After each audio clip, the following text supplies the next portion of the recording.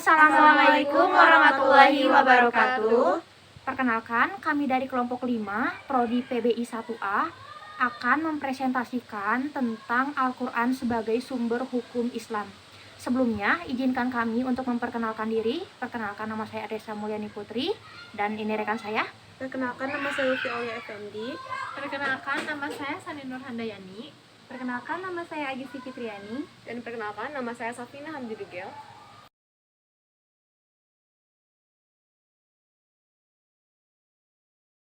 Oke, sekarang saya akan menjelaskan tentang definisi Al-Quran. Sebelumnya, saya ingin bertanya kepada kalian, apa sih yang ada di benak kalian ketika mendengar kalimat Al-Quran? Sebagian besar orang pasti berpikir bahwa Al-Quran merupakan kitab suci umat Islam. Hal itu adalah benar, karena pada hakikatnya Al-Quran secara bahasa merupakan qoro'a yaqra'u Qur'ana, yang berarti bacaan yang dibaca. Hal itu adalah benar, karena pada hakikatnya Al-Quran secara bahasa merupakan qoro'a yaqra'u Qur'ana, yang berarti bacaan yang dibaca, yang ditulis dalam mushaf yang kemurniannya terjaga. Allah Subhanahu wa Ta'ala berfirman dalam surat An-Nisa ayat 59 yang artinya, hai orang-orang yang beriman, taatilah Allah dan taatilah Rasul-Nya dan ulil amri di antara kamu. Kemudian jika kamu berlainan pendapat tentang sesuatu, maka kembalikanlah ia kepada Allah, Al-Quran, dan Rasul sunnahnya. Jika kamu benar-benar beriman kepada Allah dan hari kemudian, yang demikian itu lebih utama bagimu dan lebih baik akibatnya. Yang berikutnya, cara diturunkannya Al-Quran. Para ulama memiliki berbagai pendapat tentang diturunkannya Al-Quran dari Al-Lauh Al-Mahfuz. Perbedaan tersebut dibagi menjadi 3. Yang pertama, Al-Quran diturunkan dari Al-Lauh Al-Mahfuz ke sama ad-dunya secara sekaligus pada malam Lailatul Qadar. Kemudian, dari sama ad-dunya diturunkan kepada Nabi Muhammad SAW secara berangsur-angsur hingga masa kerasulan beliau berakhir. Yang kedua, Al-Quran diturunkan dari sama ad-dunya selama 22-23 kali setiap malam Lailatul Qadar. Dan di setiap malam itu, Allah Subhanahu wa Ta'ala menurunkan Al-Quran untuk stok selama 1 tahun dan diturunkan secara berangsur-angsur. Dan yang ketiga, sekaligus yang terakhir, Al-Quran diturunkan pada malam Lailatul Qadar secara berangsur-angsur, namun tidak melalui sama ad-dunya seperti pendapat pertama dan pendapat kedua, dan diturunkannya selama masa kewahyuan beliau. Pentahapan diturunkannya Al-Quran berbeda dengan kitab-kitab sebelumnya. Kitab-kitab sebelumnya diturunkan langsung dari Allah kepada nabinya, tapi tidak dengan Al-Quran. Al-Quran diturunkan secara berangsur-angsur bukan karena Allah tidak mampu untuk menurunkannya secara langsung atau global, tetapi karena Allah memiliki alasan lain.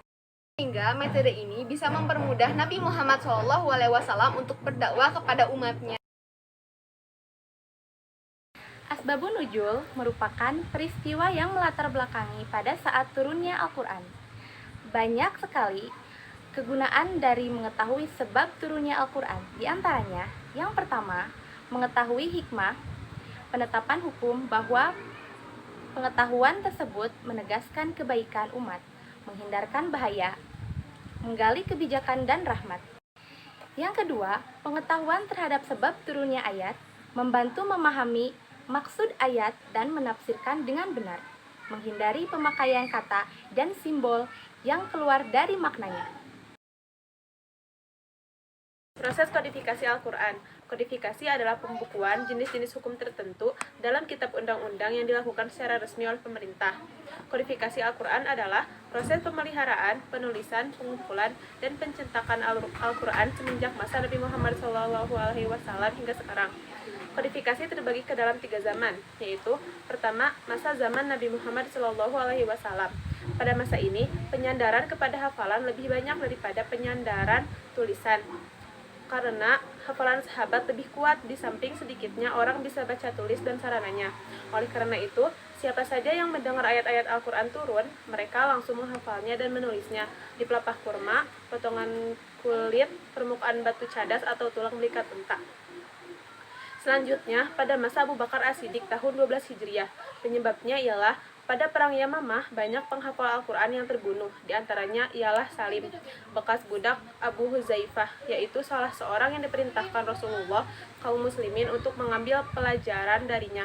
Maka ketika itu, Abu Bakar memerintahkan Zaid bin Sabit untuk mengumpulkan Al-Quran agar tidak hilang. Tahapan ketiga yaitu pada zaman Utsman bin Affan. Ketika ini, permasalahan muncul karena dialog bacaan sesuai dengan perbedaan mazhab-mazhab yang berada di para sahabat.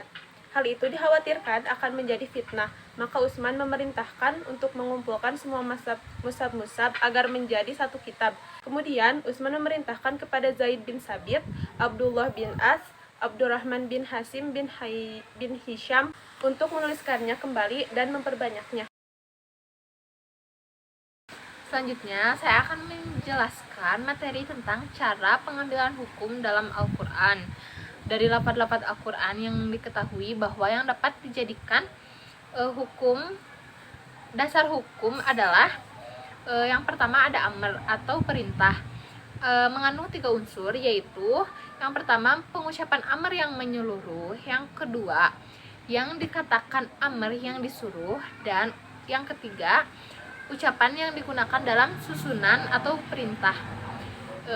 Yang kedua ada nahi atau larangan, adalah lafaz dalam Al-Quran yang bermakna tuntutan dari pihak yang lebih tinggi kepada pihak yang lebih rendah supaya tidak mengerjakan suatu perbuatan nahi atau supaya tidak mengerjakan suatu perbuatan yang salah.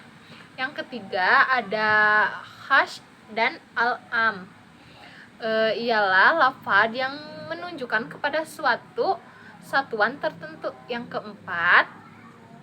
keempat ada mutlak dan muqayyad, ialah suatu lafaz yang menunjukkan suatu hal atau barang atau yang tidak tertentu tanpa ada ikatan. Yang kelima ada mantuk dan mafhum. Mantuk adalah hukum yang ditunjukkan oleh ucapan lafaz itu sendiri, sedangkan mafhum adalah hukum yang tidak ditinggalkan oleh ucapan lafaz itu sendiri, tetapi pemahamannya tetap terhadap lafaz tersebut. Terima kasih, sekian dari saya. Sekian materi yang dapat kami sampaikan. Mohon maaf apabila terdapat kekurangan karena kami juga masih belajar dan kami juga manusia. Billahi taufik wal hidayah. Wassalamualaikum warahmatullahi wabarakatuh.